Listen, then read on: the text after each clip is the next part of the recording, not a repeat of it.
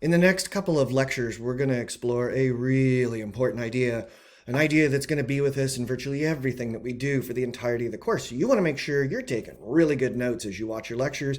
I'd recommend taking notes right on your chapter 1.4 summary handout. And as you're watching, if questions come up, if you find things that you want to have clarified or you're confused about something, jump on over to the Canvas discussion board, post your question there, and I'll get right on it, or send me an email.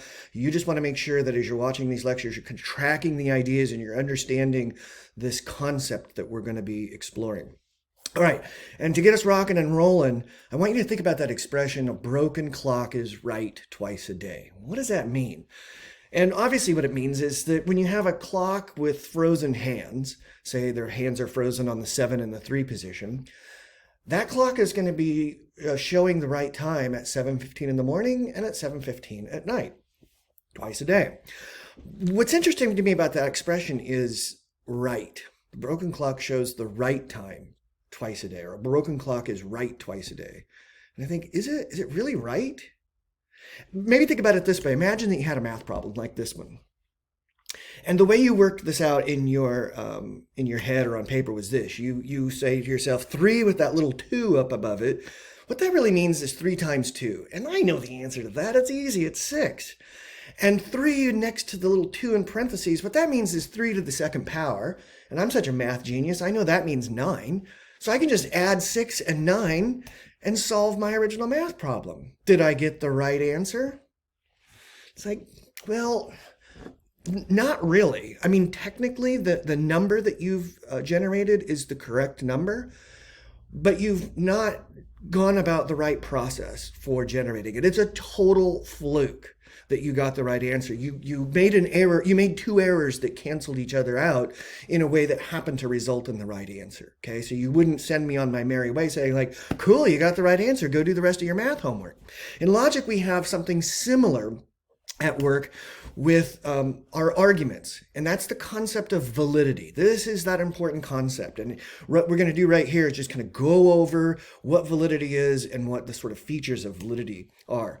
Validity is a feature that applies only to deductive arguments. So you'll remember from an earlier lecture we talked about there are inductive arguments and there are deductive arguments. Inductive arguments are those ones where the conclusions will follow from premises with a certain degree of probability.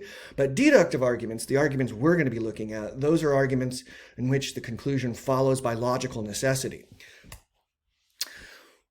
Super important. Validity refers to the form of the argument, or has to do with the form of the argument, not the content. And this is what I mean by that. So imagine you have an argument like this. All dogs are canines, all beagles are dogs, therefore all beagles are canines.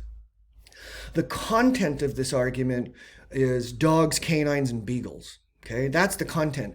And validity has nothing to do with content. It has nothing to do with the meaning of the terms of the argument or even the meanings of the sentences in the argument. So what we can do to reveal the form of an argument is we can just replace the content with arbitrary symbols, right? So here I've replaced it with D, C, and B, and then I can rewrite the argument like this. All D or C, all B or D, all B or C. And now that I can see the form of the argument. And the form has to do with the kinds of positions that each of these symbols are in relation to one another. Okay, so how these symbols are positioned, and it doesn't even matter what the symbols are. You can pick totally arbitrary symbols and still write out that argument. And what matters is I can see where the symbols are in relationship to one another, and that's revealing to me what the form of the argument is, and that's what we're really going to focus on. Okay, so when we talk about validity, we're talking about the form of an argument, not its content, not what things mean in the argument. Okay, validity is going to indicate the reliability of an argument form. Okay, so it's just going back to that broken clock. It's not reliable. Even when it happens to be showing the right time, that broken clock, it doesn't mean that the clock is reliable and trustworthy. It just means by sheer coincidence, we've landed on the clock is showing the right time. Okay, in a valid deductive argument, the conclusion necessarily follows from the premises.